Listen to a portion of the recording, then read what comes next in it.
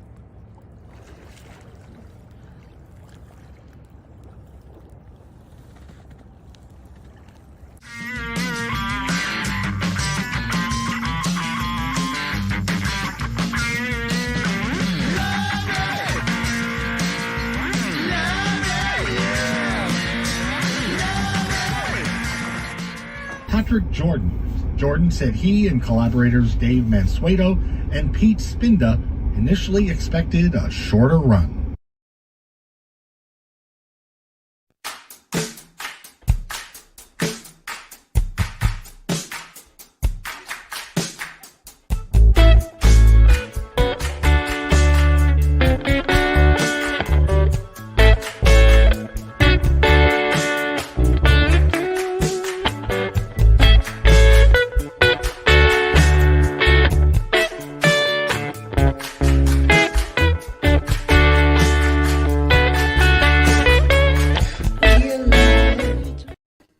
Take it, Pat.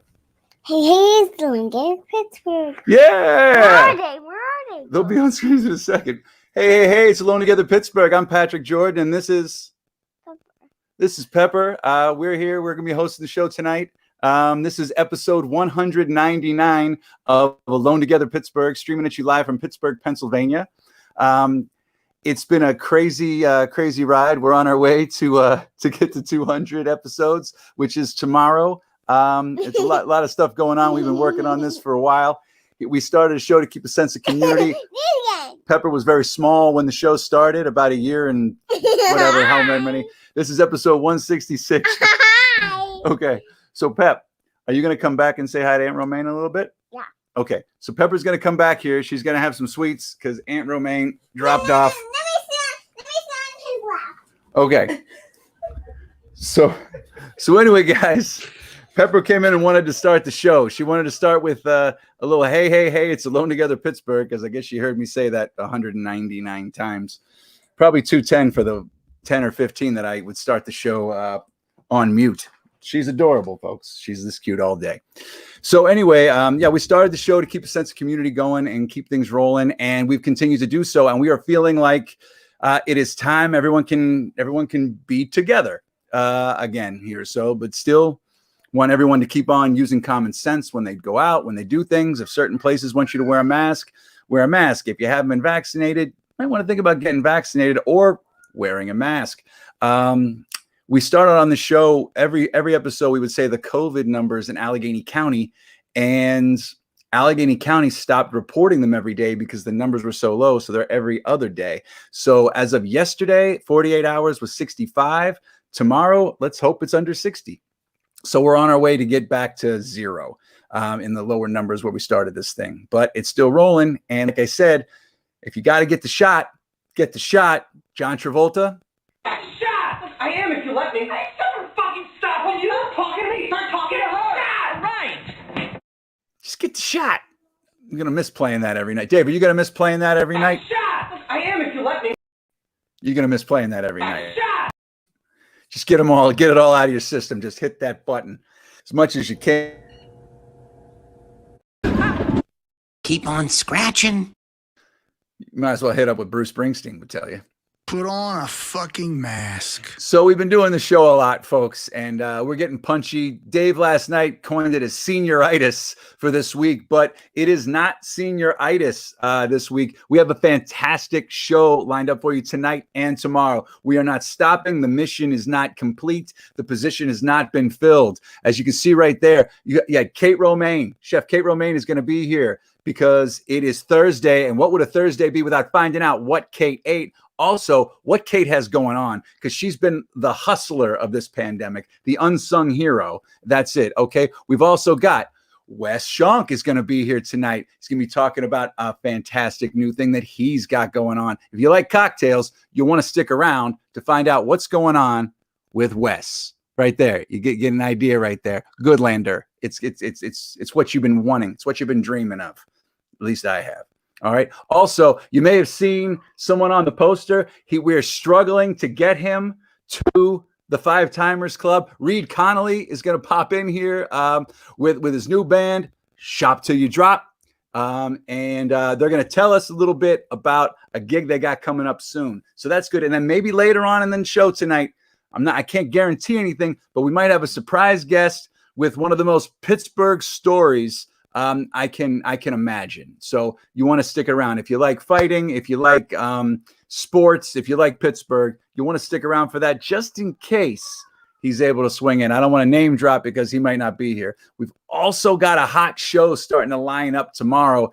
It's coming at you hard and fast, okay? So tomorrow's show is loaded. Okay. Obviously, you got Natalie Besavenga. She's going to do her last 5 minutes with us. I'm sure she's going to carry on the 5 minutes with Torch. That's going to be happening. We're going to have some Ask Natalie advice. Okay. Dave Eggar is going to be here. Dave was on the first episode of the show playing his cello. He's world-class musician. He's going to come back to, make the circle complete. And we also are going to have a guest. I'm assuming we're going to have this guest. I don't know for sure, but it will be the man or woman, not going to say which, to complete the circle here on Alone Together Pittsburgh, a mission that we started in March of 2020, the EGOT. We were trying to get the EGOT on this show. So there was one that was elusive. Tune in tomorrow and find out if we caught that white whale. So that's that. Dave, Pete, how you guys feeling going at 199? Good, Pete. You know, consistency. It's the one thing that I can say that I found here. Pete is an oak. I mean, 199 episodes. I mean, how much more can we got to do here? Like, you know, when there's people, it's their birthday and they're like 100 years old and they're like, how do you feel? And they're like, So, Dave, are you on the train? No, I'm getting there. But I'm ready to like squeeze through. You know, there's a little bit of a slump towards the end, and then you shoot out out of that luge. I'm ready to shoot out of the luge and do a trick. If you're feeling sad and at home and you're thinking that this is all over in 25 hours from now, don't fret. There'll be one more episode. Episode 201 is happening Thursday, the 24th of next week. And it's not just an episode. It's the episode to end all episodes. And you're invited to come in person to be together again. That's right. Thursday, if we go to the pop-up brewery, what the heck? That's right. The party's on. Courtesy of Sally Wig and the dog thing. So anyway, Dave, Pete. Yeah. Tell them about the party on Thursday. A week from today. Well, these guys didn't want to quit. They're like those marathon runners that are like, why stop at 26.2 miles? Let's do a few more. So I already pooped my 30. pants. I might as well keep running. You know what I mean? So next week we're gonna throw a little party down by the river. We're gonna throw a party down by the river. Where's it gonna be, Pete? The Roundabout Pop-Up Beer Garden from 7 to 10 p.m. Thursday, June 24th. Musical guests. We got musical guests. We have our favorite heckler, number one heckler, Gina Mungo. Miss Mungo is going to be DJing. Get musical guest Big Blitz are going to play some sax for us, and possibly it's not over until the fat lady sings. And I'm only saying this because she said this, which we're going to have some songs by Miss Fat Man D. So. Amazing. So this is Dave's graphic view here for you to show you where we're going to be with a pin drop. Look at that right there. As far as we dropped the pin for you, Pittsburgh, right there. Boom. It's right there behind Bicycle Heaven. You're all invited. I mean, who doesn't want to drink beer in parking lots? Come on. You're all invited. And that's so us. That's just so us. So anyway, so that is on. So you're all invited, and thank you all for supporting the show and watching the show. Hopefully, you went to some of the events that you saw promoted here, supported some of the people who came on here as well. So we thank you for that. And as an appreciation, we're throwing a little party. Okay. So there might be other guests showing up. You never know what's going to happen, but we will have one full episode, one last episode, a send off, if you will. And I think all your favorites from Alone Together are going to be there. So be sure to tune in to check that out. That's pretty hot. So, we got a great show tonight. I think we should get around to it. But before we do, Dave, I sent you a picture of the top of a bottle of wine. Has this ever happened to you guys? Pete, has this happened to you? You don't even know what it is. You don't even know what it is. So this is like the day you're having or the week you're having, and you're like, you know what? You're going to open a bottle of wine, and then, God damn it, the corkscrew breaks. Is this why the show's off the rails tonight? Pretty much. I haven't had any sauce. That's it. No sauce. No sauce. So anyway, is this off the rails? I thought we were on the rails. This is a well-oiled machine. I think we're tight. We are ready to open. So anyway, what we're doing? Hey, this was just a warm-up, man. 200. We're going to take this to 1,000. I can't even. Exhausted. I'm exhausted. We got to just get there. So anyway, this is a metaphor for Eileen's week. Did you break off the corkscrew, or did you try to open it from the inside? I'm not sure what happened here.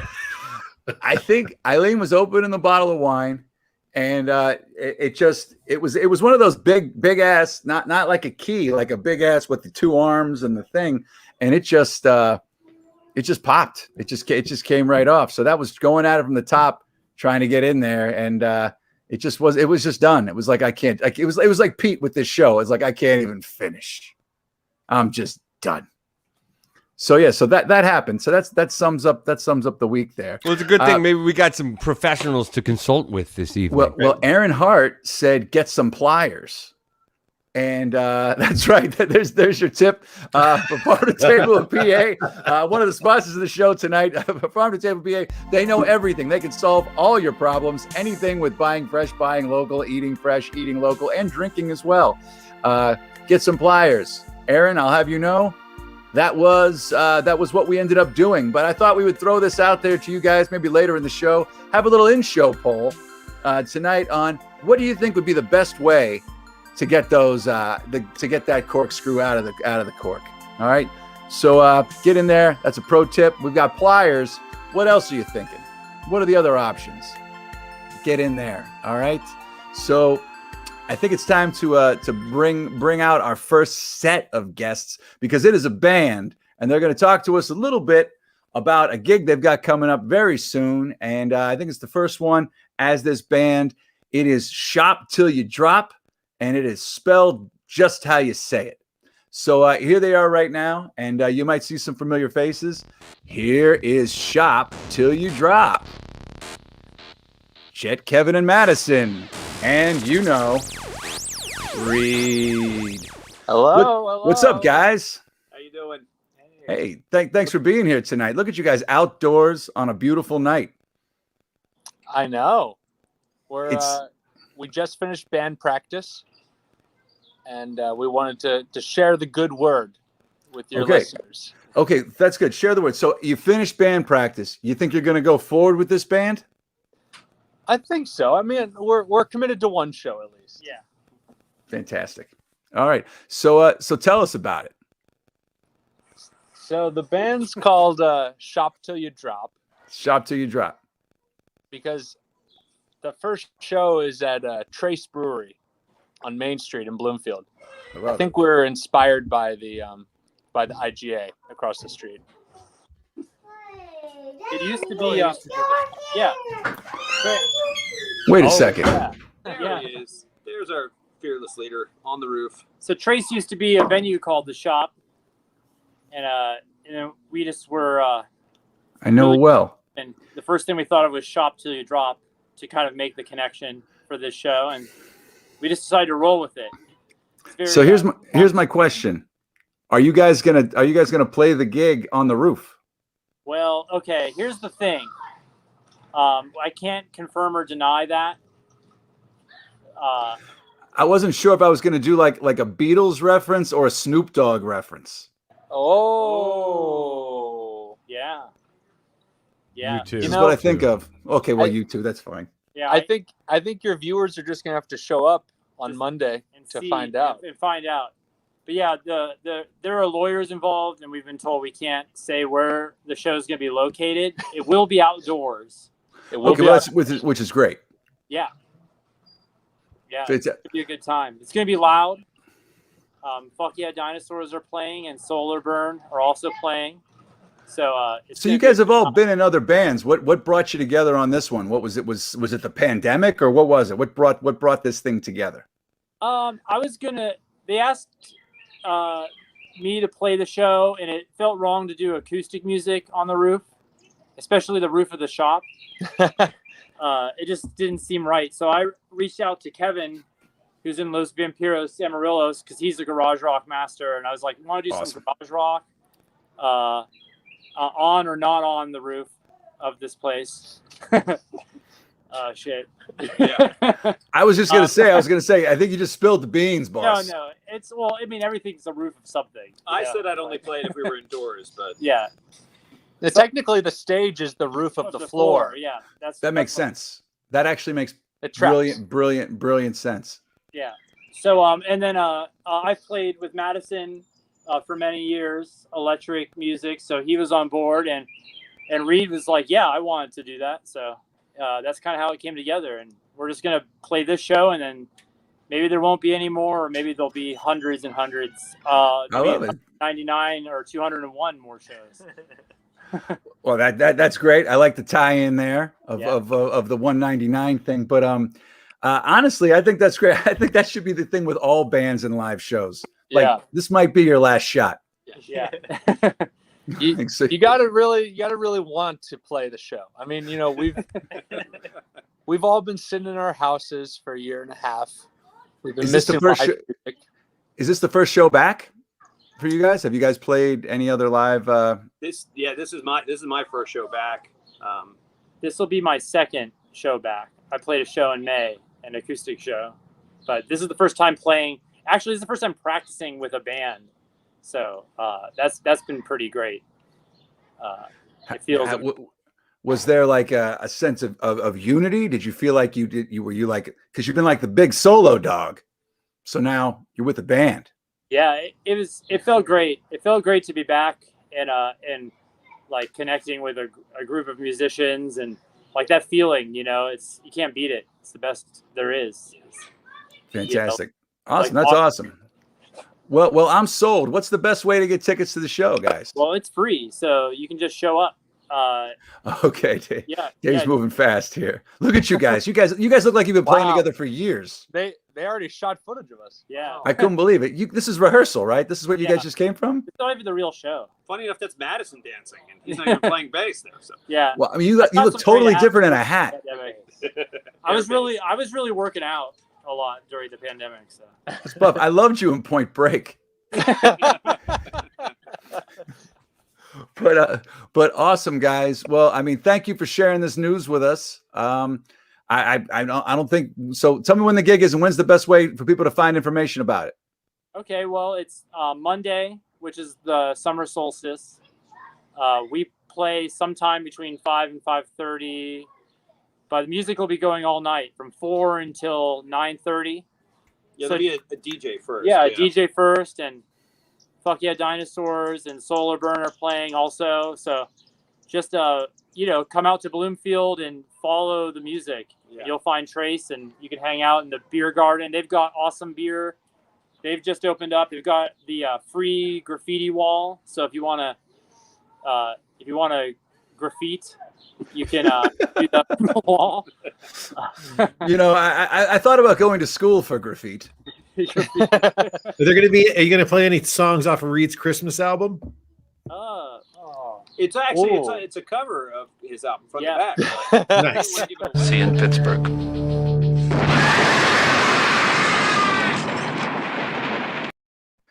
We're gonna get shut down again.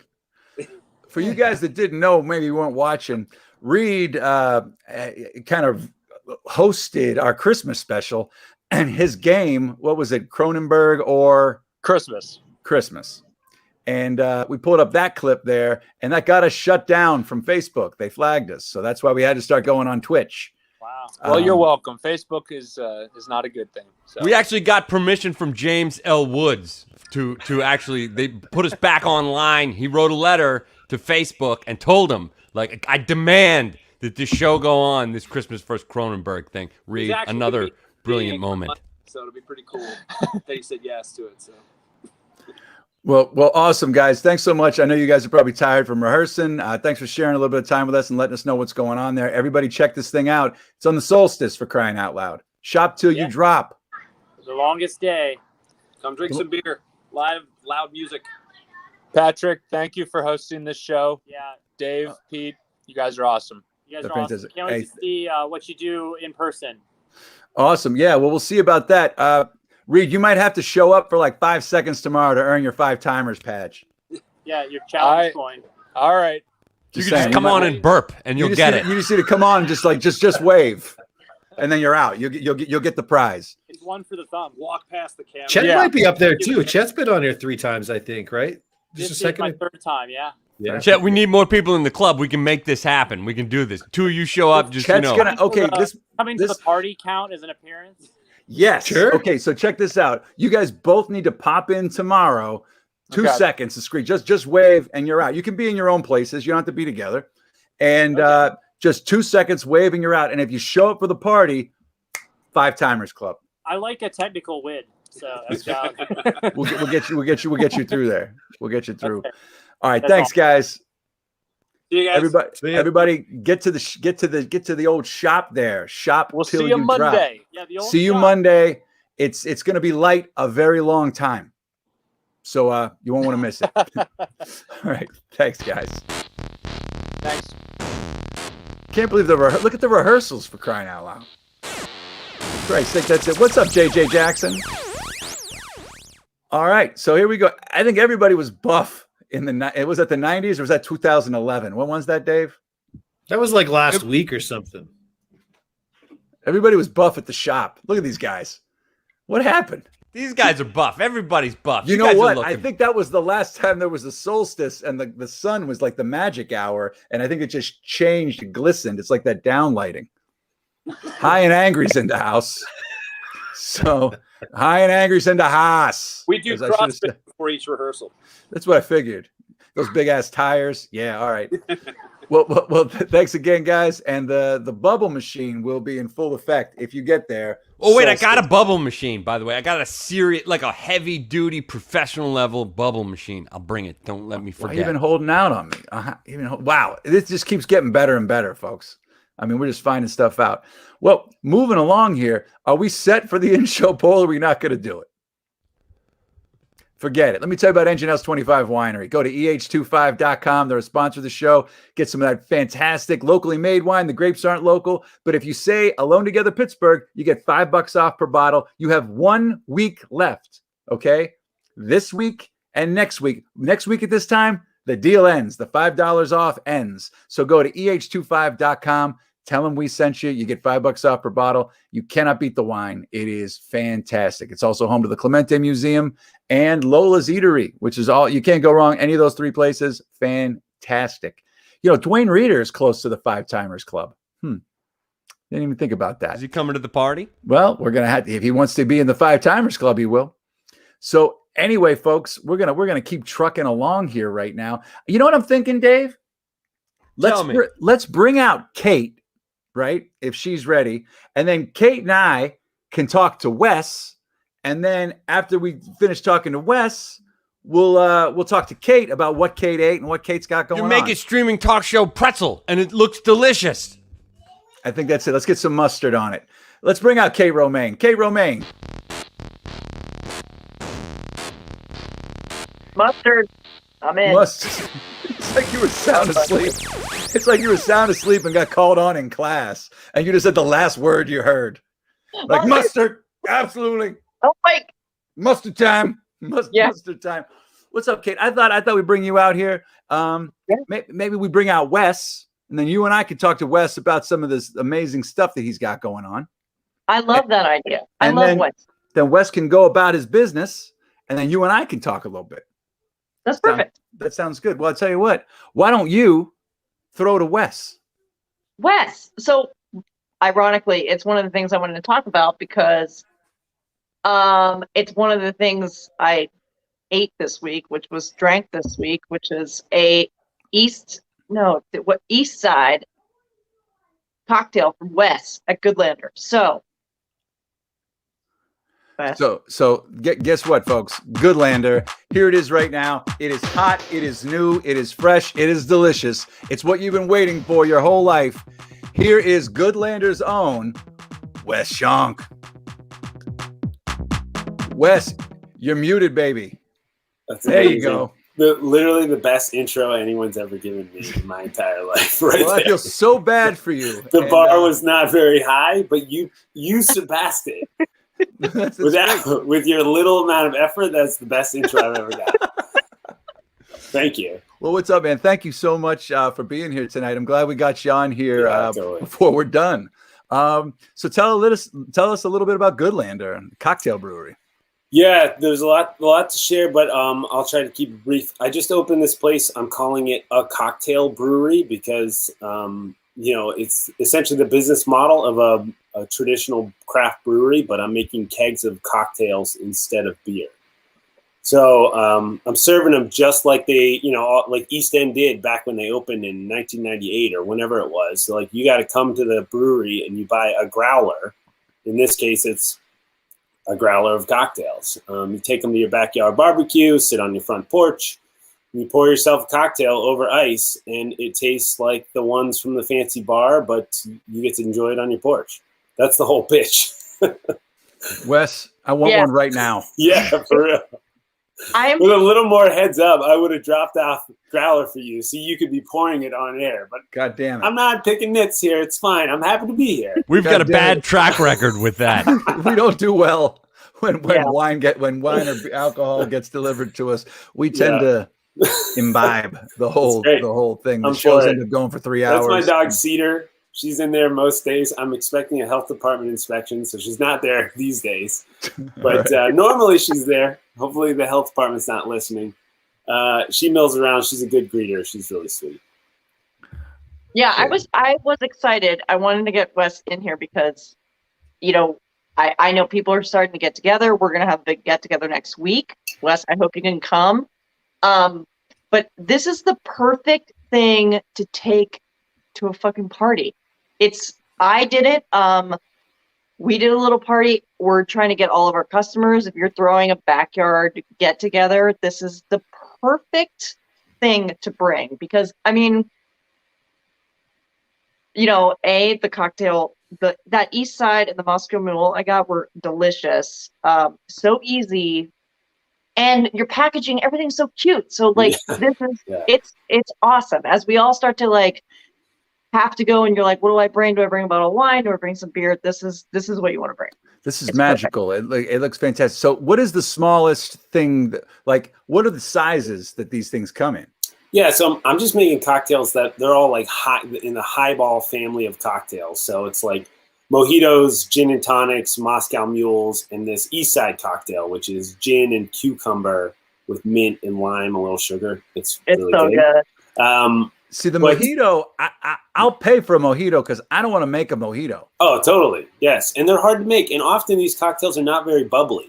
But I have a brewery, so I keg the whole mojito, carbonate the whole batch, so it's actually bubbly. So you could buy a 16-ounce growler, which I would sell to you for it would be 2 servings of cocktail. You might actually get 3 out of that bottle, but you pour them over ice.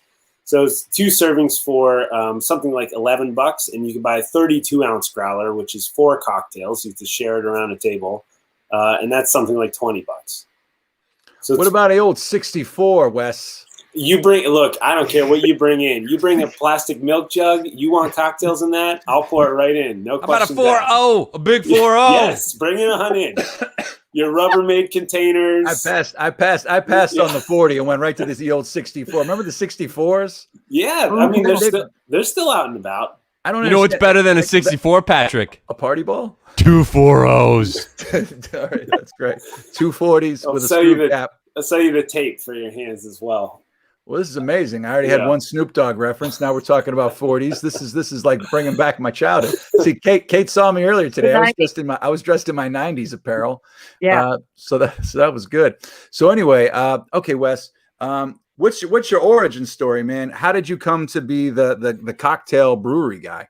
Yeah, I've been working in a restaurant since I was like 14 years old. Dishwasher, busboy, and so I was a bartender all around Pittsburgh for a number of years. And then like a year and a half ago, basically pre-pandemic, I had this idea. I was like, wait a second, what if I opened a place that operated like a brewery, but we made kegs of cocktails instead? And so I was like, why hasn't anyone done this? That was my big question. I didn't understand why no one's ever done this before. So I spent a year basically of the pandemic, like home alone, writing a business plan. It was awful. Like Home Alone? Yeah, basically, yes. Every day I'd wake up and look at myself and say, I got to do this again. No, but, I answered all the questions. And somehow I came out with a business plan and got a loan from the URA and hoisted this thing up. And we just opened on Memorial Day. So we've been open for like 2 weeks. Nice, man. All right. Yeah. So go ahead, Kate. What's interesting is, the liquor laws, if you're familiar with liquor laws in Pennsylvania, they are so complicated, and they make something like this harder to get off the ground, which is, like Wes said, like, why hasn't this happened? And why did the cocktails to go thing just go away? But this is a question I've had for years, and I know your listeners come from all over the world, so maybe someone out there will hear this, but I've thought for like 8 years, why doesn't Tanqueray and Schweppes make a canned gin and tonic? If anyone from Schweppes or Tanqueray is listening to this, please make canned gin and tonics because we'll all buy them for camping trips and barbecues. Isn't that what White Claw is? Yeah, right. It's like a shitty version of that, basically. Yeah. No, so I've been thinking this for years. Why hasn't anyone ever done this? And wrote the business plan and got it going. I'm licensed, not giving away any secrets here, but I'm licensed as a distillery, which allows me to do this. That's amazing, man. Yeah. All right. So the first 2 weeks, it's a fantastic idea. That last picture that Dave had up of you in there. This was like during the pandemic, right? This was not that one, Dave. Oh, there it is. The old BJ. I actually have never seen a Bartles and James can. I've only seen like those little short neck bottles. They look like little pony bottles. Are you drinking one right now, Kate? If you would have pulled out a Bartles and James, I think now it's like a heritage brand, and Pepsi owns it. You know what I mean? Bartles and James are long gone. Now they're hipping it up and trying to sell it on a made-for-TV do you remember commercial. like their whole thing was it was like those two old dudes with like the short sleeve button down shirts with the ties that were just like sitting on a porch sipping on a Bartles and James. Look at it. This was like during the pandemic safety regulations when they were making cocktails. He's making a cocktail, right? He's making a highball right there, as you can tell. I was in there for a couple months just painting by myself, which was all right. When I was looking for pictures of you talking about this project, literally you were covered in paint in every photo that I found online. For real.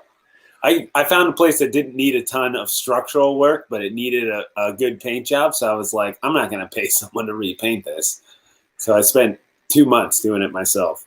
All right. So you've got three basic things that you got going on there. Are you thinking about branching out, or are you thinking about just sticking with those three? Yeah, for sure. I wanted to have, so the signature cocktail, the one we probably sell the most of is our Moscow Mule. We make that one that's got that real spicy kick. It's like just sweet enough. Keep you coming back. So do you throw in like a box of garnishes? We've been kicking around ideas like that. We've been thinking like what we should do is just like give you a lime. You buy a growler, you want to garnish it like with some stuff. Like here's a lime, you cut it up. So like get your own ice. You're an idea man, Wes. I'm open to it. So anyway. We got those. We make some non-alcoholic drinks too, recognizing not everybody drinks, not everybody always wants to. So we make some drinks that are really good and not super sugary. Diabetes. And that's about it. We also sell bags of cocktail ice. We bought a nice ice machine, so you can come buy a little bag, a 2.5 pound bag of like nice ice for your. What's the shape? What's the shape of that ice? There's just square, like 1 inch clear cubes. They just look nice. So I like it. I'm a fan of that. Now have restaurants or anything been coming knocking? Like yeah, definitely. I got I'm gonna start selling kegs of these. You're gonna be able to find Moscow Mules on draft at Bulldog Pub in Morningside and the Summit in Mount Washington this next weekend. I know both these places. That's amazing. Two good neighborhood spots. They draw a great crowd, and they were like sort of ideal. I've also known them for a while, so the sales pitch wasn't super hard. Are you ready to, like if this thing kind of takes off, are you ready to like? It's gonna take off. I'm like, hold on, man. Yeah. Kate, hold on, man. Kate gave me some great advice that I've thought about many, many times. Kate, the thing I think about every single day that you told me like a year and a half ago, every day I think about this. You told me that the captain can't run the ship from the engine room. And I'm always like, I'm in the middle of the engine room right now. Kate told me not to do this. Like everything I do, I'm like, I should be looking at this from above instead of doing. But did Kate give you that advice from her engine room? I know. I wish that's the only good advice my dad ever gave me was like, captain of the ship stands above. But yes. I never do it. I mean, it's the hardest thing to do. But I just think it's a great idea, Wes. You're gonna like just hold on, man. It's the website's up and running. Can people do people make their orders online, or do they just show up at the shop? It's like super old school. You got to come see us. We'll let you taste any cocktail you want, and then we send you out the door. How many times do you get to taste one before you pull the trigger on that? There's a lot of leeway there. There's a lot of leeway. It's on tap. I think about this. We have a lemonade on tap. It's really good. And I'm like, man, if my 13-year-old Wes knew that when he was in his 30s, he would have something like lemonade on tap every day, it's living the dream. I got drinks on tap. So What how else? do you, I mean, okay, what else do I need? so real quick here. All right, so you're talking. You want to know how to kegs. make it?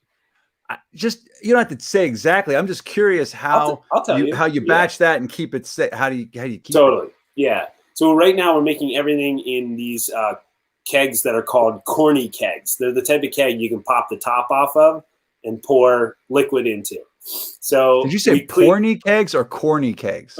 Corny with a C. Okay, got you.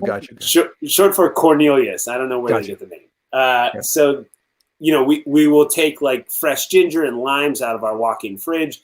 We'll zest them, we'll juice them, we'll mix them with sugar, we'll strain out all the sediment. And then into the keg goes a measure of ginger, lime, sugar, water, and vodka. And then we get it really cold. And then we tap it with CO2 and we carbonate the entire cocktail. And so we get some special techniques for processing ginger and carbonating to the right amount. But it's really totally straightforward. It says, ginger, lime, sugar, seltzer, vodka. That's all that's in it. So we take all that, we put it in a keg, we get it cold, we pump it full of CO2, and then we hook it up to a draft line. You walk in and buy a growler, show up at the party and be a hero. I'm there. That's fantastic. Okay, so one last question, because I'm just actually asking for a friend. All right, so if you were to throw up like a larger scale party, could somebody buy a keg? Yeah, totally. And this is one of a couple of reasons Kate and I have gotten connected to this was like a year and a half ago. I was like, Kate, I got this idea of a cocktail brewery. Does that make sense for parties and events? And she was basically like, yeah, duh, it does. Yeah. So that's the thing. If somebody's got a wedding, a big event, or you got a backyard barbecue, you have 50 people coming, I sell you a keg and you can just pour it right on draft. And you've got Moscow mules that taste 10 out of 10 on draft at your party. Yeah, we just did a party out in Ohio. We had a little tiny, what was that? It's a tiny little keg. It's 2.5 gallons. Yeah, it was the easiest thing to put together. He had an ice scoop, this tiny little keg. Everything was very easy. Just pop everything on.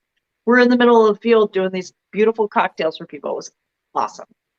People loved it. Amazing. Yeah, I'm sold, buddy. All right, Wes, you're in the field. Yeah. Why didn't we find Wes months ago? I know. I wasn't open that long ago. Really, it doesn't matter. We could have been able to sample that early product. Yeah. Get in there for be the tasters. Pete and David be into that. Pete, well, look, Dave. When you guys kick around to episode 202, because we all know it's going to happen, I'll drop off some kegs. It might be 6 months from now, but if and when that happens, I'll drop off some growlers and sort of grease the wheels here. Well, I tell you what, man, come to the party on next Thursday. You do not have to bring any kegs. You don't have to bring anything. You don't have to come working. You just come as you are, man. This is great. I'm real excited about this, man. This is great. Where are you from originally, Wes? I grew up in Ligonier, about an hour east of Pittsburgh, and went to Pitt. Been in the service industry. I worked at Dave and Andy's Ice Cream in Oakland. I worked at the Elbow Room before I closed in Shadyside. I worked downtown. I worked in Squirrel Hill. So I've sort of bopped around, found some cool places to be. But yeah, plugging away for a while. Mansueto, did you ever work at Dave and Andy's? No. You think I'm a Dave and Andy's kind of guy? That's cool. Well, your name's Dave, and I thought you strike me as a Dave and Andy's kind of guy. Dave and Andy's was to this day the best job ever. They gave a couple of us keys, and we would go out to the bars, and when the bars closed, we would go in and get ice cream every weekend. It was amazing. They would come in the next day and it's just crooked scoops. But it was often me coming in the next day. So I was like, man, you made a mess last night. Just gloss that over. just go over the thing. Anyway, Wes, man, thank you so much, man. Thanks for being here. Can't wait to see how far you take this and, man, how far it goes. But when you're looking for investors, you come see somebody with money. But if you can't find anybody with money, you find me. All right. And I'll be in the engine room. Patrick, appreciate it. You got to pay me a visit. Dave, you too. And Pete, you might as well come as well. What the hell, Pete? Cheer you up a little bit. All right. Kate, thanks so much. I'm there. Yeah. Thanks, Wes. Goodlandercocktails.com. Thanks so much, Wes. Get over there and check that out. I'm sorry, man. That is a fantastic idea. I cannot believe nobody's done it. And you just met 3 of your new buyers. So now it's the time when it is Thursday, and I'm kind of melancholy. I got a little lump here because this is going to be the final installment of What Kate Ate here at Alone Together Pittsburgh. Every week, Kate Romane, the chef of Black Radish Kitchen, goes to different takeout places, different restaurants, different delivery, and lets you know what is good, what is safe, and what is bang. And she's been doing this since probably maybe late March, early April of 2020. What? What's happening? What? You guys see this guy? Is that Pete? Oh no, that's Snacks. Is that a chicken? Oh, is that a chicken? I don't think a chicken. I don't think that chicken's laying an egg. Kate, I'm not sure if that's an egg, but anyway. Okay, I'm here. This is our mascot, Snacks. I got to see. Did you Snacks. check and see if he's breathing? Like, I can hear him, but you guys can't hear him. He's like snoring. Listen. Sorry. It sounds like Darth Vader in my room. Anyway. I'm loving the Snacks feed on Instagram. You the spraying him down with the hose the other day. Yeah. Summer, it's there's a lot of feelings. He's a fat guy. It's hot. He loves to get in the water, and then he's like mad at me. So he's like, whatever, just spray me down. I don't care. I just want to stay cool. Snacks is moving back there. He moved. Oh, he's back. He's back to the. Is that a crane pose? What are we going to call that? Dave, zoom in. So I got to see Snacks today in person, and every time I see Snacks, he seems bigger.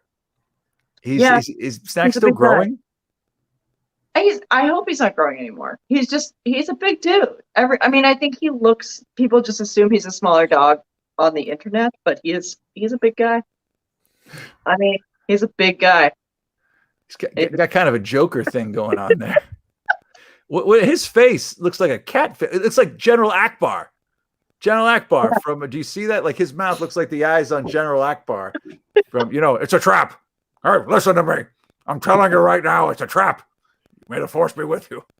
He also just farted. Did you guys hear that? Anyway. No, but how's that smell? It's awesome. It's just great. Nothing like a dog fart on a warm summer night. Yeah. You got air conditioning, Kate? Thankfully, yes. Okay. I got it for him because I was like, he's so hot. The gas. You needed some air filtration. You needed the constant. Yeah. You couldn't just let it sit in that. We went to the dog park this afternoon, and I lost the key fob. At the dog park. So we were there for a long time. And for Snacks, he's like beat. Little dogs love to come and like hump his face. Oh God. He's a real patient guy. I can imagine. Plus, like at the dog park, it's kind of like after about 3 minutes, he's got to be crapped out. I mean, he's got to just be like it takes more for him to move than it does those like golden retrievers. Yeah. He's just always lagging behind. He's a slow mover. I mean, he's very patient. I don't want to talk too much more about my dog. I'm sorry. Slow and steady wins the race. But anyway, we'll come back to Snacks. Okay, we can talk here. So let's talk a little bit about where you went this week. What you did. Where you drank, where you ate.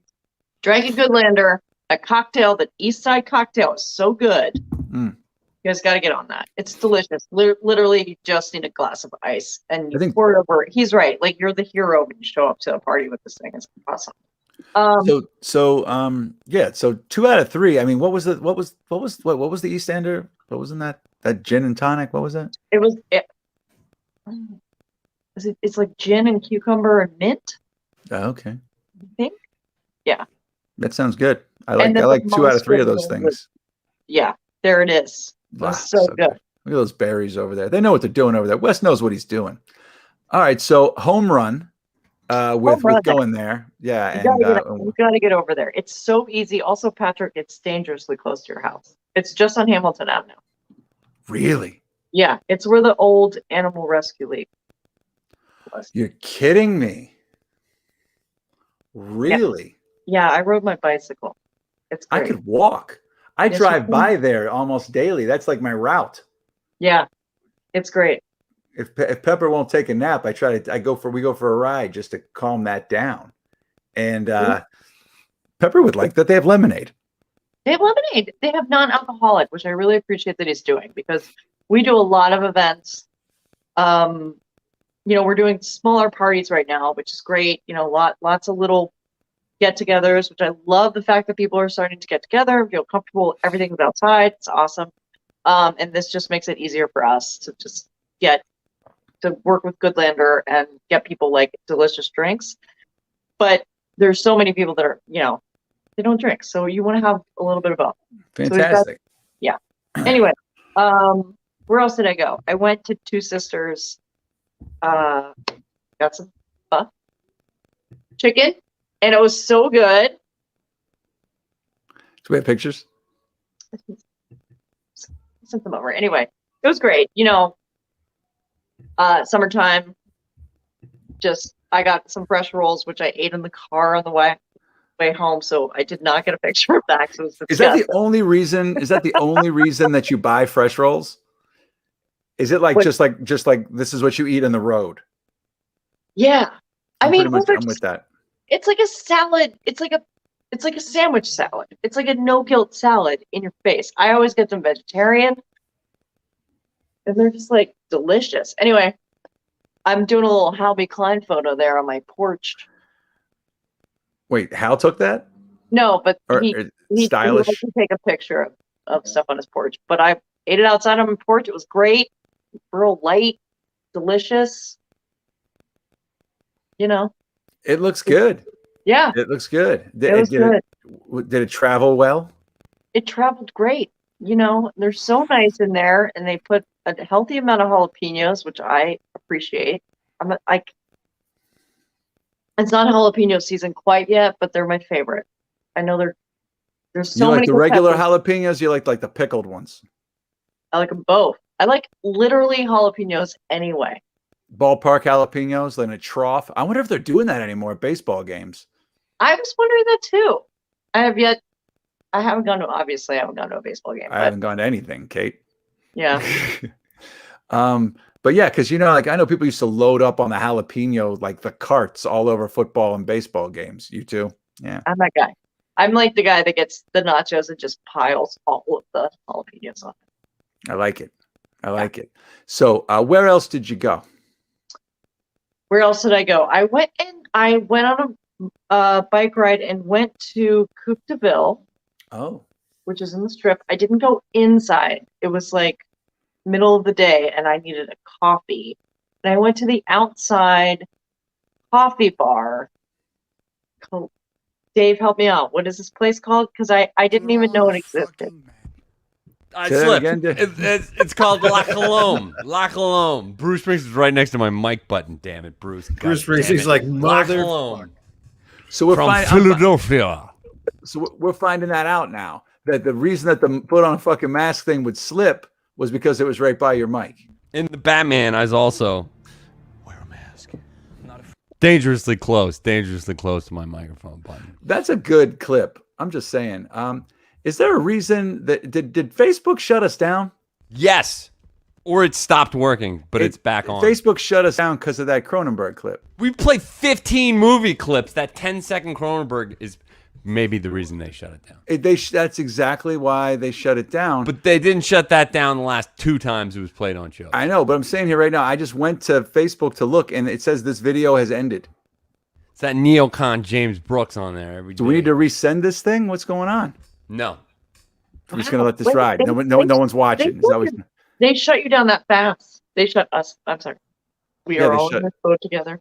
Yeah, we are all alone together. Well, our numbers went back up. There's a new feed on now, so it is back live. Okay, cool. All right, yeah. so we're back in the game. We're back on Facebook.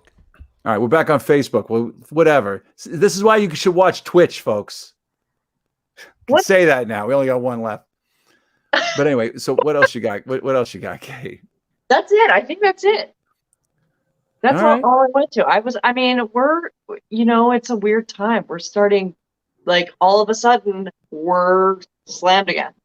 So I pretty much have just been, like, eating over a trash can at work. That's nice. It's better than eating over the sink. Yeah. Yeah, it works. I mean, that disposal. But so tell me here. So what's cooking at Black Radish outside of catering gigs? we're still doing Belly Basket. We're taking on some. So we just featured Brandon Bloomfield, who's doing what is it called? Little Taylor, which is his grandfather's recipe of crepe lodge. We just featured them in our last Belly Basket, so we're going to try and bring some other vendors in to make it, just to highlight what other people are doing in the city. The whole idea around Belly Basket is kind of like a CSA program that's more like prepared food, so you don't have to cook all the stuff.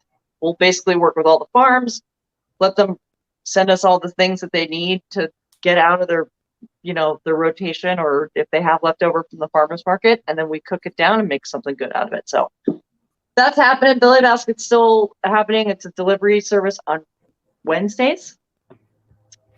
And lots of little parties. We're going to do the lobster roll thing still, even though that New York Times article came out. What New York Times article? Is it bad funny. for wait, do lobster rolls hurt lobsters and we have to cancel them? No, it's just that the price of lobster has gone up because the fishing industry has been affected by a pandemic and like the whole thing that's happening in pork, beef, chicken, all around the country. Lumber, everything, just the cost of labor, the cost of the pandemic has had a toll on everything. There are still lobsters out there and fishermen working, but it's just. Did you see that guy got eaten by a whale? Oh my God, did you read that? That's crazy. The lobster diver was down there, doing his lobster diving, and all of a sudden it's got dark. You know what I mean? He was in a friggin' humpback whale's mouth. And the whale spat him around a little bit and spit him out. That was and it was right off the coast of Providence, right? Mm-hmm. I was hoping he would have come through the blowhole, I bet you he did too. Oh, that would have been amazing. Like he paid the price, right? And he didn't even get sent back through the blowhole. Oh. He would have been. Well, I don't think logistically that works like that. Well, he'd have been dead. If that happened, he would have been dead. It does in Pinocchio world. We want it to work that way. You just eat it and it just comes out of your head. But that's yeah, what whales should be. That imagine you just being open back their in mouth. Oh my God. Well, wait a minute. Snacks is dream barking. What's going on? Wait, that's not Snacks. Pete, is that you? It's my neighbors. They go ventrilla barking. They've got these little Ewok dogs that just bark all fucking day long. It drives me crazy. Ewok dogs.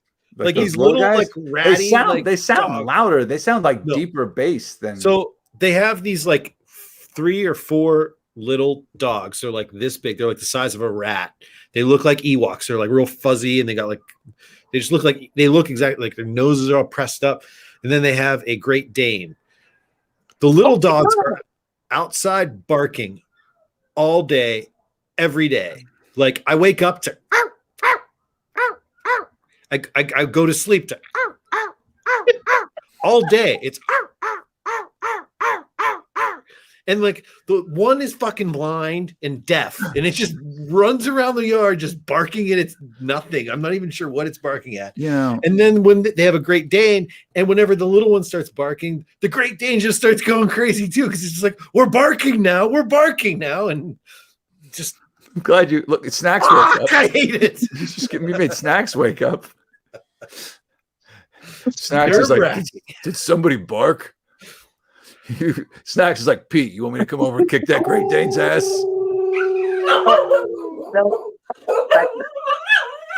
All right. So if you're still watching us after, we got shut down again from friggin' Cronenberg, not the beer. But Snacks. Oh, what a good boy. Kate, I gotta say though, I mean, this is the end of. Can we mute Pete? What? You don't like my dog barking? No, it's just driving me insane. Patrick, if you came over here and hung out, you would understand. You'd be here like, what the fuck is going on? No, I can't.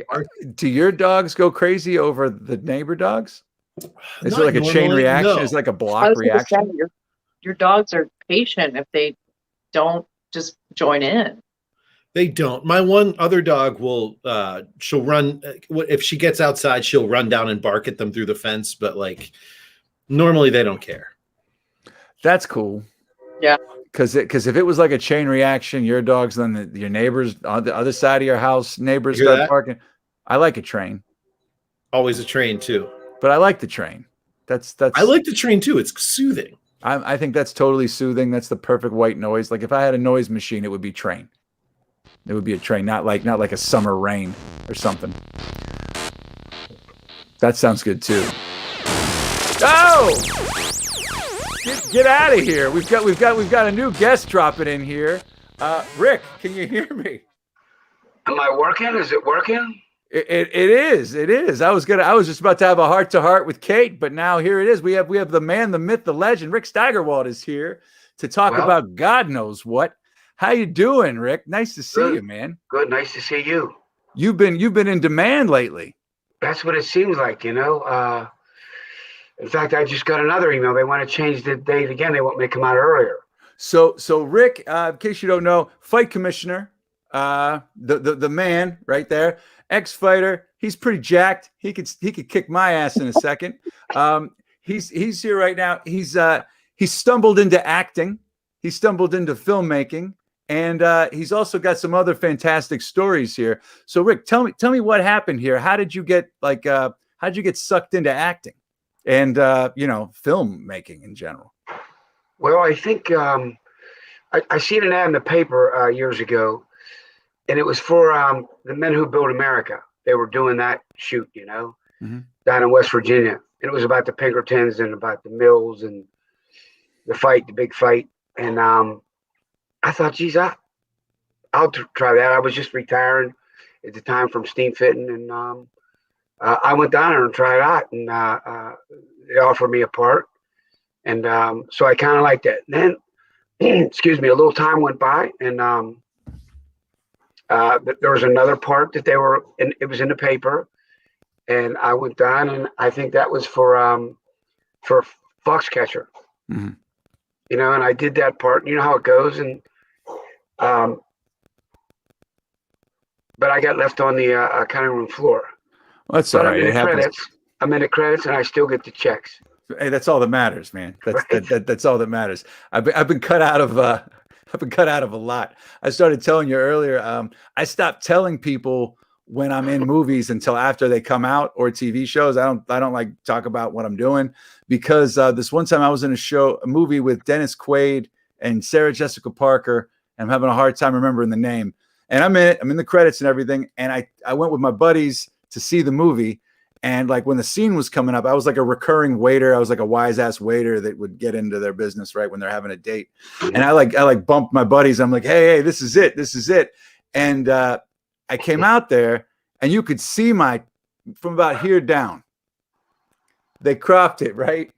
So they're having their date, and you could see my chest and my hairy hands, and that's it, right? You could hear my voice. So they just cut my head out in all three scenes. It's just like me kind of wandering in. It's one thing, and they cut my head out of the thing. So from that day on, I never told anybody till after it comes out, just in case I get cut out. Well, it was a lesson learned, and I should have talked to you.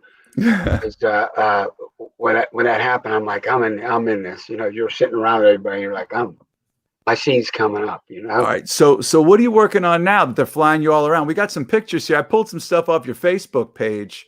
I don't know if Dave had a chance to pull them up or not. But you've been working with some heavyweights here. This is you in the ride.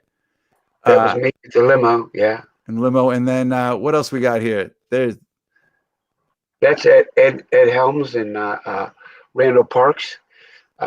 They're starting this. I don't know all the details because things keep changing. You know how that industry is. You never know. Nothing's set in stone. Right. And It's a show that they, from what I understand, that they got it from Australia. It's a popular show in Australia. I think it's called True Story. and it's about people that have amazing stories. And from what I understand, from just chatting with different people on the set, a lot of it is love stories where people were going together in high school, and then all of a sudden, through circumstances, they didn't see each other for 50 years, and they both got divorced, and kids are all gone, and grandkids, and next thing you know, they run into each other, and stories like that. All right, so you don't see me as the romantic comedy guy, but maybe you are. What's the story? What's the amazing story of yours? So mine's not romantic. It's more of an adventure. And what mine was all about was in 79, 80 Super Bowl down in Miami when the Steelers went. I went with my brothers. We ran in Winnipeg out here. And it was four of us, my two brothers and my cousin Mike. My two brothers, John and Kurt, and my cousin Mike. And we drove all the way to Miami for the bowl. But before we left, that whole season, we went to every game, Patrick, and we didn't have a ticket for any games. You snuck into the stadium, or we got in. Okay, all right. We don't have to go into the details. You figured out a way. You got into Three Rivers every time, all season long. And so somebody said to us, like, "Hey, you guys gonna get tickets down there? Try to scalp tickets, or what are you gonna do?" We don't know. We don't need no tickets. So just as a backup, I'm a pipe fitter. Like I said, I'm a welder.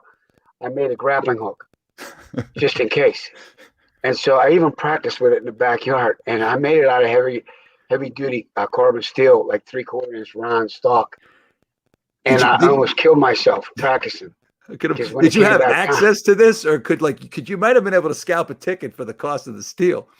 But all right, so you almost killed yourself. What were you? How do you practice that in the backyard? Throwing it up into a tree. Of course. We had already had an idea through pictures what the Orange Bowl looked like, and we knew there was a rain ring, and then above that there was a 12-foot fence that we were going to use for this grappling hook to get up. Diamond tufted fence, if anybody knows, that'll cut your hands. That's why they put it in, because they know you'll cut yourself. And so when I got there, we were partying pretty heavy, and so when I got up in the morning, Super Bowl Sunday, about 2.5 hours before the game, I said to my brothers in Winnipeg, "I'm going to go over and check out where we're going to get in." And I took the grappling hook, and what I thought was, I'll hide that somewhere so I'm not carrying it around with me. Of course, I had it in a Gerber's bag, but you probably don't know what that is. It was just a brown shopping bag with handles on it. It must have been a super enforced shopping bag to be able to hold that, because I'm thinking of grocery bags today. It's not going to hold a grappling hook. These were heavy duty. And I went over there, and I ran into a friend, and he said, "What's up? What are you going to do? Hey, how you doing?" From Northside, where I grew up. And I said, "Well, look, I'm going to climb in this joint, And he goes, "I'm going with you." I'm like, "Good. I need help too, probably, So anyhow, here there was cops, and there was 2 sets of cops, and they were on horseback. And so one was on one side of the stadium, one was on the other, and they would just keep rotating around. And so I said, we better time them. So we were timing them, and when the 2 cops on horses went by us, which we had them timed for the other ones to come around, 20 people ran over and started popping themselves up on the roof. And we're like, we better go. I threw it in bushes, the grappling hook, the bag, and we ran over, and people we don't even know popped us up there. And I'm the only one that made it up that time in tufted fence. And my buddy was halfway up, but his fingers were bleeding. And so I lowered my leg back over the railing, and he grabbed onto my leg, but I didn't think he was going to put a whole 190 pounds on it. Oh, shit. He left go. Oh, no. He was holding on to my leg, and my leg's bending, and I'm like, oh, God. So the only thing I could do was kind of pull myself back over, and I got him close, but he was afraid to let go and grab the railing. And here, out of nowhere, 2 old guys with Steeler hats on. You're in Miami, right? They had winter coats on and tassel hats, and they were in the stadium already, and they came running down the ramp, and they helped him over. So we get in, blah, blah, blah, and we go down. There's a lot to the story, but we go down, and he said, "Where do you want to sit?" And I said, "Well, if I did all that, I'm sitting on the 50. And so we figured out how far back, because if back in the day, the players that weren't playing would stand on the bench. So you had to be back far enough. You could see over their heads and still see the whole field. So that was about, 50 rows back. And I said, we're going to sit on the 50. We sat in these seats on my mom. Everybody at the stadium started filling up. Everything started happening. I was with Don Shula and his family was sitting across from me, and everything's filling up except for this row. And we're like, oh my God, what the heck? So then I ran into a friend that moved to Miami to clean pools, and 10 years earlier, and I just seen him duck his head out, and I yelled down to him, and it didn't seem like it was him, and he came back out from underneath, and he said, "Hey, Muggsy," they called me Muggsy when I fought, and he came up and he had a bottle of tequila. That made it better. All right. And so, as it turns out, we're sitting on these seats until right to game time, and only right before the game time, 40 seats, two guys come and they get on the other end, sit on the other end. I said, my buddy tells me about it. I said, they're down there. I don't care about them. Next thing you know, the one comes walking up and he goes, "Hey, you guys got tickets for these seats?" I said, "Who are you, the ticket taker?" Right. And he goes, No. He said, "This is from a company of ours from New York, and nobody's going to make it. They're all drunk in a hotel, and they're sick, and they can't make it." I said, "Are you shitting me?" So now some of my friends that don't have seats and had bad seats, I even offer my business agent, he was up about 10 rows behind me, who prided himself in, getting the best of stuff. He was on city council and all that stuff. So he was used to being taken care of. He belonged to the PAA and blah, blah, blah. Gotcha. I said, "Jim, don't sit up there. Your nose is going to bleed. Sit down here. I'm right here." I'm jacking him off right. Beautiful. Made me feel good. Oh, that's right. You're a big. That's how it is. That's what it's. That's what you. So now a lot of things happened during the game, and I won't bore you with all of them, but they were fun stuff. Just like betting. I'm betting with a guy. We're playing Dallas. I'm betting with a guy from Dallas. As the ball's in the air, Bradshaw let it go. Swan is going down to Stallworth, and I said, "The guy, $20, he catches us." And they were one hand catching him in the end zone. Right? To my $20.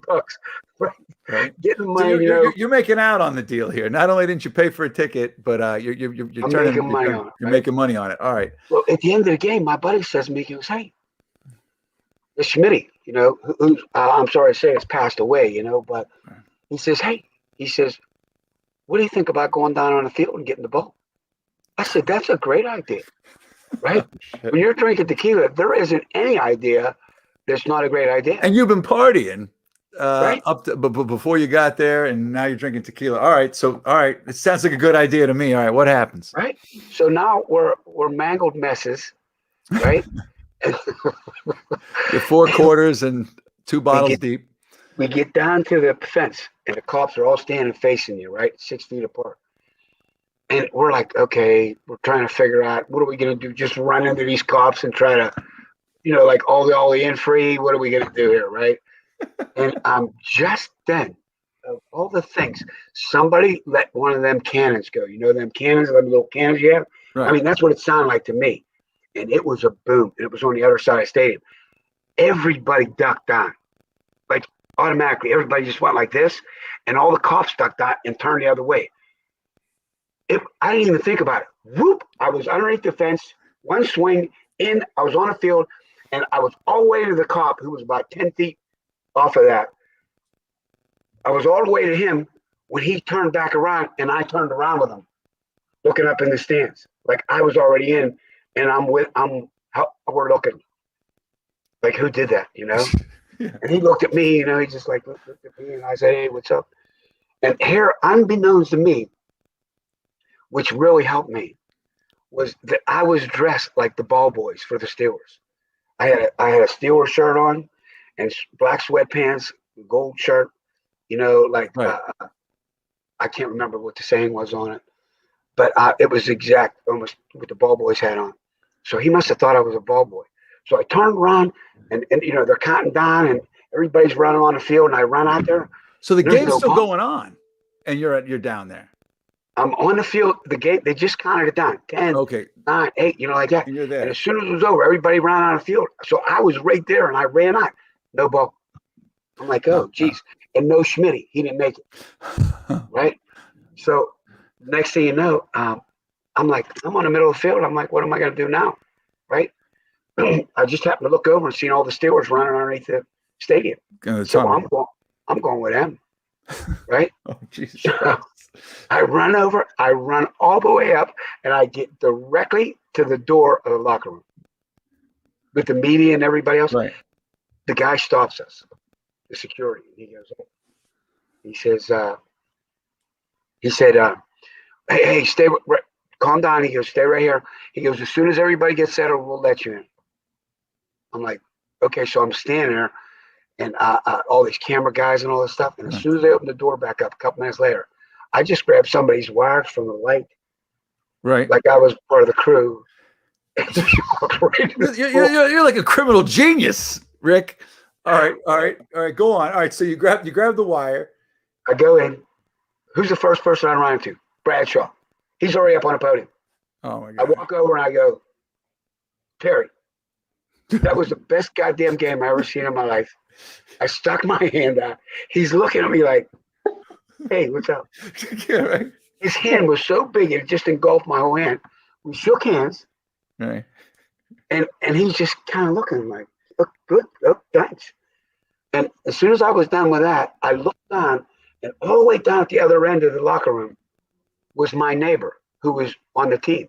His name was Jack Delaplane, the hydroplane. You ever heard that name? Yeah. So he was out of small town, Pottstown, Philadelphia, went to Salem College. Old man Rooney had a knack of going around to these D3 schools and watching these guys play. Right. So he was a fullback. He was probably 5'10" and a half. He was probably 240, and he had 4.3 speed or something like that in 40. Okay. He took him, right? Right. For anything else, practice, but he made the team. He was that good. His lateral movement, he was really good, and he was a good dude. Right. So you see him at the end of the locker room. So he lived next door to my mom and dad. So I looked down, and he's looking at me, and he's going, "Look what the hell are you doing here?" Right. Are we allowed to swear in here? Right. Yeah, you can swear. You can say anything you want. I said, how the fuck did you get in there? Right. I said, you think you're the only superstar here? Of course, right? Because you're from the north side, and that's what happened. Right. So I sit beside him, and his number was 35. And there was a Steeler, the next one down. There was one in between them, but nobody was there. Mm-hmm. And then there was number 39, Rick Moser, who was on the team. He was from the state of Washington. Right. He played for Washington. So me and Jack, we're bullshitting, and all this stuff. And next thing you know, I hear all these guys come up, and they're going, Rick, can we do an interview with you? And they're looking at me. They had microphones and no cameras, just microphones and the extended microphones, short microphones, lights. And so I said, so are you still in the sweatpants and the t-shirt? Or? Yeah. All right. Okay. All right. And I leaned over to Jack and I said, because I just won the Golden Gloves for a third time here. What do I know? They know you. They know me. And I said, do they know me? And he goes, no. They think you're Rick Moser because you're at his locker. I said, watch this. Oh, Christ. And I start giving an interview about Chuck Noll and about, we planned it that way and the game plan and all this, anything, whatever. And it sounded good, I think, because they were buying it. They were writing it down and they were recording it. And so this was going on for a couple minutes and Delaplane's shaking his head. And I said, my buddy Jack here, number 35, I said, what a runner he is, right? Like I'm bringing him into it. You're starting to get a little nervous. No, you're not. At that point, I'd be like, I just don't want to take all the. I don't want to take all the thunder. Oh, you're such a giving guy. All right. I was. All right. So next thing you know, one of the reporters said to me, this is after, I'm going to say, 10, 12 minutes of interviewing. Mm-hmm. They said, one of the reporters said to me, oh, hey, look, Rick, listen, we really appreciate this. We know you want to take a shower. And then, if we could come back. And he said, shower. Now, I'm gamey from climbing in and probably drinking for probably, I'm going to have to say the whole ride down, a couple days here. Probably I'm 4 days into drinking, night and day. As you would be, right? yeah. I couldn't even go to the bathroom right. It was taking me 10, 15 minutes my kidneys were killing me. So anyhow. So what do you do? So, and then you got that tequila shine on, right? Right. It's coming out of all your pores. You can smell yourself. That's how bad it is. So I said, yeah, okay. Delplane looks up at me like this and he goes, you're not. I said, yes, I am. I took all my clothes off. I didn't have a stitch of clothes on. Hung them up on Rick Moser's locker because I found out that Moser was gone already. He was mad that he didn't get to play. Right. Because he played in the playoff games because Franco, he was a backup to Franco. Right. Franco got hurt a little bit, so he did real good and thought, oh, they're going to put me in a little bit, They didn't put him in. So he just changed his clothes and left. So I take all my clothes off. Delplane's shaking his head. He said, I can't. He's laughing like hell. I can't believe this. And so there's little me, right? All 5'6", and I walk over and I take a towel and I put it around me. After walking naked halfway across the thing, put it around me. I walk in the shower, and it was like, what the hell? It was like 6'8" city. Yeah, man. Right? You're 5'6". These guys are gigantic. So I get down there and I'm trying to think. I find an empty shower, right? I'm like, hey, what's up? What's up? What's up? What's up? Nice game, great game, And I'm standing there and I'm beside like L.C. Greenwood or somebody, right? And he's looking down on me like this. Right. And he goes, what's up? And I said, what's up, man? Great game, I said, I'm Rick Staggerwald. I said, I'm Chuck Noll's nephew. Which wasn't a complete lie. Right. Right. I found out Chuck Noll was married to a Staggerwald in the South Hills. Okay. Well, it could have been. There's a 99% chance we're related. All right, of course, because Right? yeah. And so he goes, oh, he's patting me on the back and we're talking. He's introducing me to different Steelers. You're all in the shower with with the titans of the all time great athletes coming off a 4th Super Bowl, and you're there in the shower with them and just getting pats on the back. All right, how old are you at the time, Rick? Let's see here. I was probably around 24. All right, so you're 24 years old, getting pats on the back. All right, how do you get out of there? Well, I was a tequila titan. You got to remember. Okay, I understand. You were a tequila titan. Okay, so you're getting pats on the back. You're in the shower. Right. How do you? So we're bull crapping. When I after I was clean, mm-hmm. and I just remember Irish Spring soap. I loved that anyhow. They had Irish Spring soap, right? And now I'm smelling like I'm $1 million, right? I walk out like I own the joint. I got the towel around me. I take a couple extra towels off the dude. I don't want to get athlete's foot, mm-hmm. Right? So I take a couple towels to stand on, right? And when I go out, I'm standing on the bench. I don't want to stand on the floor. Oh shit! I'm standing on the bench. So now, what's that? 2 more feet. So now I'm eye level. I should be close to eye level, right? Right. At least a couple anyhow. And I'm toweling off. And don't them reporters come back? Rick, do you mind if we finish? And I'm like, no. Of course not. And so I'm by myself now. Delplane's gone. Oh, so wow. I'm by myself. I'm like, I'm giving the interview best I can. And the next thing you know, Sidney Thornton comes walking by. And he looks up. And I see him out of the top of my...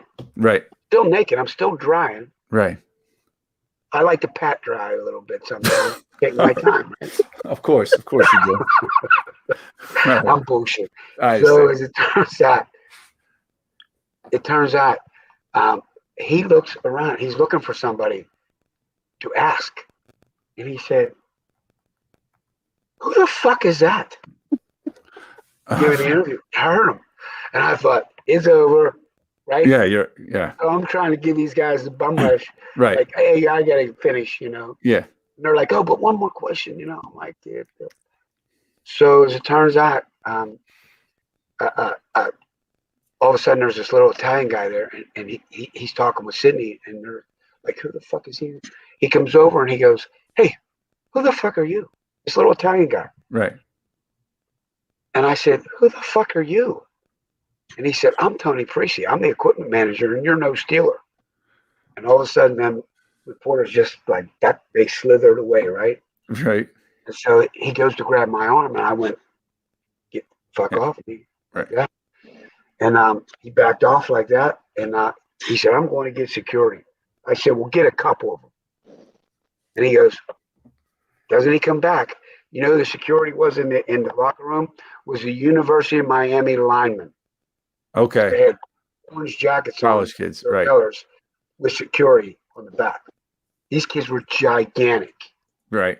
Right. This dude was still like, I'm going to say at least 10 inches taller than me, and I'm standing on the bench. And it was two of them. Still naked? Are you still naked? Well, I got a towel around me now. Okay.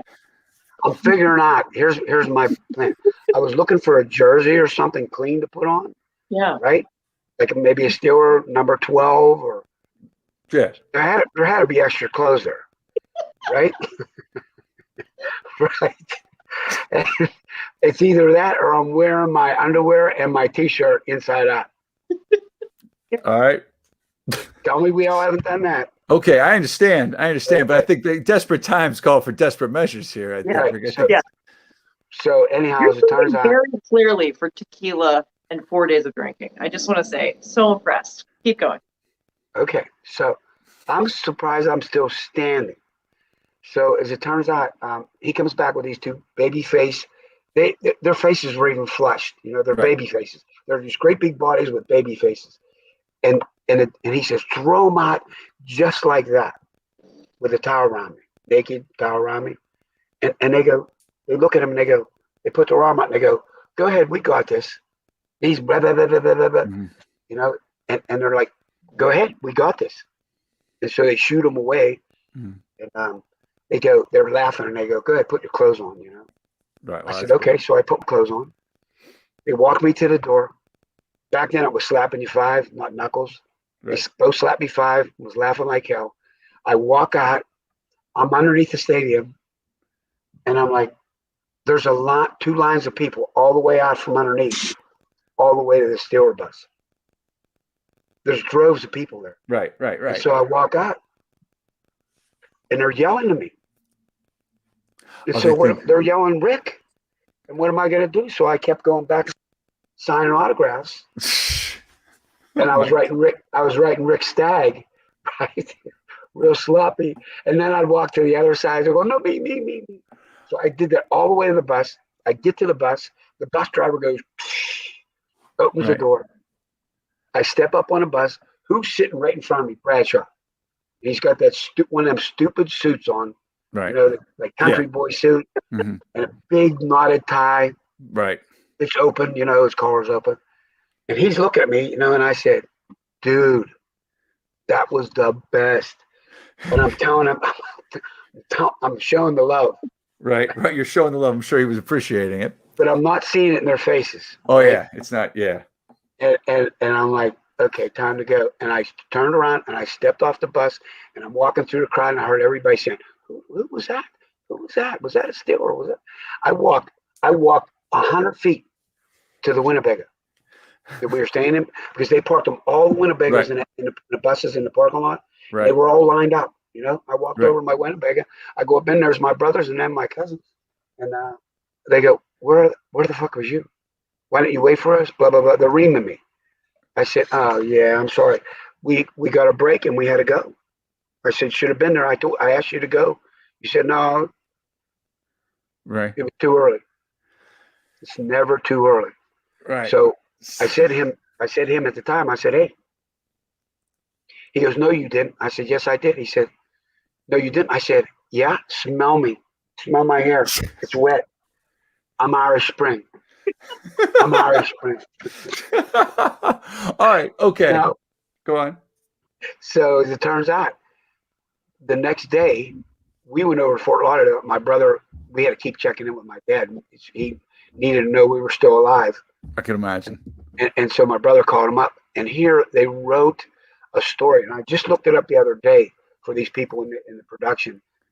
It was called Our Time, Joe Brown. He was a writer for the press. Okay. And he wrote a story about the guy that got into the locker room. No name. They didn't know who it was. The guy that took a shower with the Steelers and the Sidney Thornton. He had everything right except the end. Me saying all I wanted to do was take a shower. Had no intention of going and taking a shower. I was going in to see Delaplane, right? Talk with Terry, and maybe Franco. Okay. All right. So you did this, right? So how does this TV show find out about this? So about a year and a half ago, like somewhere around, it was around Super Bowl time. A friend of mine is Boom Boom Mancini, Ray Boom Boom Mancini, the lightweight IBF lightweight champ of the world back in the 80s. Tough. Yep. We became friends. Patrick, you might remember when we went to Cuba. I was one of the delegates to take the Pittsburgh boxing team to Cuba. Yeah, I remember before that. the embargo in 2015. Well, Ray went with us. Oh, all right. And it was really cool because we were in the middle of they train in the jungle. We were in the jungle. Wow. And they don't train with any water. But the reason we went there was a goodwill thing, but it was mostly about, they have more gold medals than any other country. Mm-hmm. They have like 37, 38 gold medals. And we wanted to know why, So we went there to train with them in this jungle with no water. Wow. So as it turns out, we brought them back here a couple months ago, and I don't know if you remember this, but we shut down the Roberto Connolly Bridge, put a ring in the middle of it. Yeah, I remember that. We fought the Cuban team. Yeah, awesome. Right? Beautiful. So that's how I became friends. And when him and I were we stayed in a host family, and we stayed together. Like we were instant friends from moment one. Gotcha. Very similar backgrounds. Yeah, you guys seem like you guys would hit it off. And he talks faster than me, and I don't understand a word he says, but I just do a lot. Yeah, I remember that. Yeah. And so as it turns out, he's a gentleman all the time. And I'm lucky I had him there because I was dealing with the Minister of Sports of Cuba, and things weren't right for our fighters. There was no water. The hotel that they were staying in was not the National Hotel, which we were supposed to stay in. It was another hotel. And by the time they got their plate of food, by the time they got back to their table, it was flies all over. Oh, wow. So she's asking me how things are going, and I'm going in like Spanish, and I'm going, not good, in and English. Ray said, wait, let me talk to her. And he's talking to her in Spanish. All right. And I turned him, and I looked at him at one point, and I said, that doesn't sound like what I said. He goes, patted me on the back, and he goes, public relations. I know how to handle this. Like, he said, just let me handle it. So basically, we were sitting talking one night, and he was telling me the story about Daku Kim. Okay. You familiar with that? No. In the 14th round? Okay. Yeah, there you go. I'm sorry, you were breaking up. Yeah. You were breaking up. I'm yeah. sorry. All right. No, it's not your fault. My hands on. No, and it's the computer. He had already said in Sports Illustrated, he went over to Korea to make, to make amends or whatever he needed to do with his wife, Daku Kim's wife and son, who he never met. Daku Kim never met him. She was pregnant. That's got to be right? It's put it this way. I don't even like talking about it, and I know he don't either. But he said in Sports Illustrated, and I read this, that he would never talk about it again. And here we are smoking cahibas in his courtyard, and he's talking to me about it. Right. So you guys hit it off. Does he have like a podcast or something? He had a podcast, and it was in Youngstown, and he asked me to come around Super Bowl time and tell that story. Okay. And so I did. And so now it's out there, right? Right. So about a year and a half ago, this producer contacted me through Facebook. And he said, hey, we loved your story on the podcast with Ray about the Super Bowl. We're doing this program. It's called True Story and blah, blah, blah, blah, blah. And it's about people that lived and did some crazy, fun things that were unbelievable. Right. Right. That nobody else really has ever done. And would like you to, be a part of it. Right. So I said, I called bullshit. He said, how do I know who you are? Right. And he said, look me up on Instagram and Facebook. And I did. And then it started then. And then I got through him. I had to do a Zoom with somebody else. producers, and then eventually we were all ready to go, and the pandemic hit. All right. So it's been shut down. Then about 2 months ago, I got contacted again, and I thought, well, this is going to fall apart, And I went to LA, and when I got to the airport, and I seen this 6'6" Jamaican guy in a suit with a sign that said Rick Staggerwald on it, looking for me. Yeah. I was like, wait a minute. Well, this ain't real. Well, hey, it's full circle. You're gonna be signing your own autographs now, man. You're not gonna be you're signing your own name and going through this. It won't because you're the 3-time Golden Glove champ. It's just because that's how it is, man. Right, Rick, that's awesome, man. You're a Pittsburgh guy through and through. But one last thing, I mean, we're out of time, but I gotta just say, like, you've got the fights are coming back now. I know you're the commissioner in town here, so man, what can people look forward to about what's happening now? The pandemic's kind of lifted, some of the restrictions are gone, and so the fights are coming back. Yeah, so we're 100% now, and the best part of that is almost every fighter, didn't have a fight for a whole year. So everybody was in the gym training this whole time, and dying for a fight. Right. But in the beginning, like a lot of gyms were shut down. Right. But these guys know how to train. They know how to train themselves. So now we got things going on again, and we got some really great fighters here in Pittsburgh. We got Keontae that won the National Golden Gloves. Is now pro. He's 8-0. He fights for Tommy Ankello. We got Danny Bodas that fights for him too. He's an amateur, a great amateur fighter. We got young Teddy Majora over there on 51. His dad's gym, and he's a left-hander. He's going to be a great fighter. And with the MMA's coming back, so we just had a show. Derek Jonka put a show on down in Little Washington at the fairgrounds, and that was Matt Conway won a title down there. So we got it going on, Pat. All right, Rick, I'm excited, man. I'm excited. It's a big fight time. I know. Hey, thank you so much for coming back here and squeezing us into your very busy schedule, Mr. Hollywood. And but yeah, thanks so much, man. And keep me posted with what you're up to. I mean, our show's ending tomorrow, pretty much. We're having a party on Thursday, a week from tonight, if you want to come down on the north side, right there on the river, there at a Roundabouts pop-up brewery. Well, you know what? In Spring Garden, right down there, right there. You know where Bicycle Heaven is? Yes, it's right below Bicycle Heaven, towards the river. Excuse me, real quick. Have you ever been to Bicycle Heaven? I haven't been there since they made the move. Okay, so he fought this out of the same gym I did. That's Craig Morrow. He's my friend.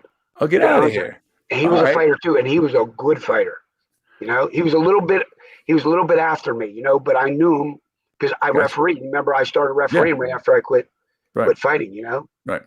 So if you ever get a chance, stop in and see that. It's amazing. Oh, it's fantastic. And I got to thank you. Right, we got to say goodbye, but I got to thank you because the first time I did ring announcements, you kind of sherpeted me through who I should be nice to and who I should fuck with. I remember that. Yeah. Remember that the executive director was like starting to scream, and I said, "Don't pay any attention."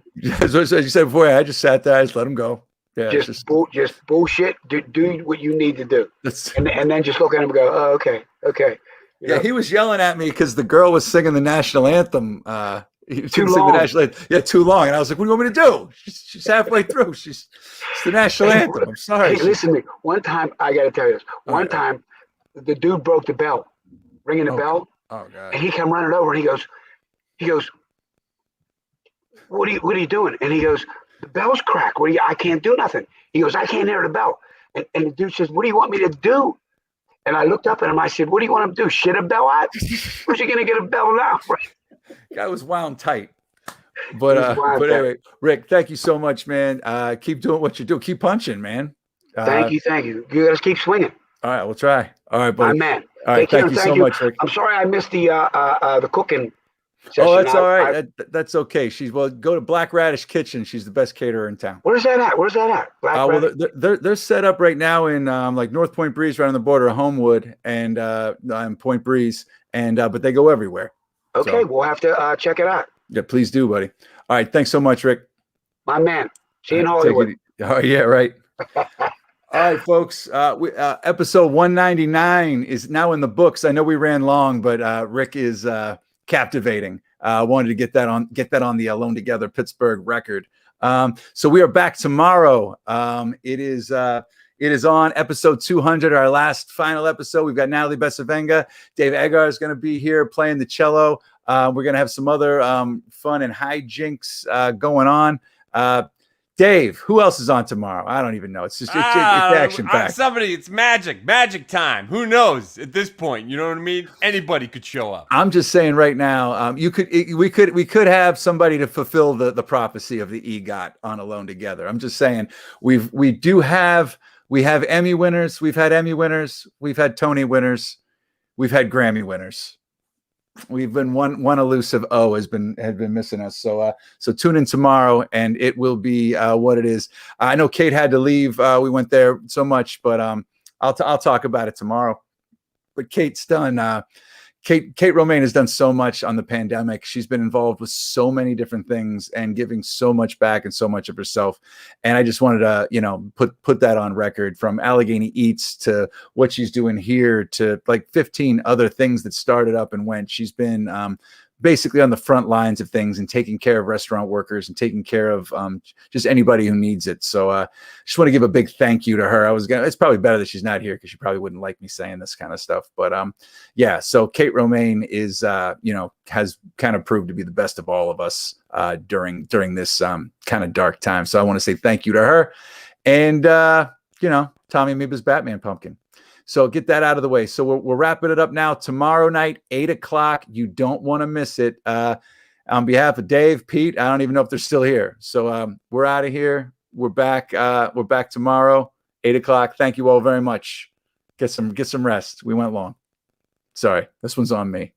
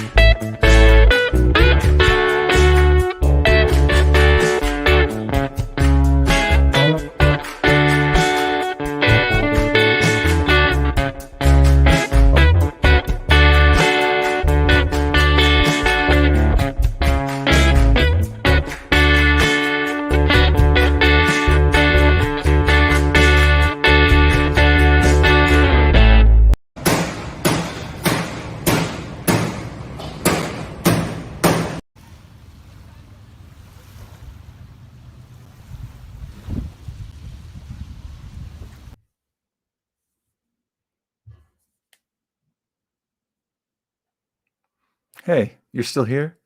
It's over. Go home. Go home. Show's over.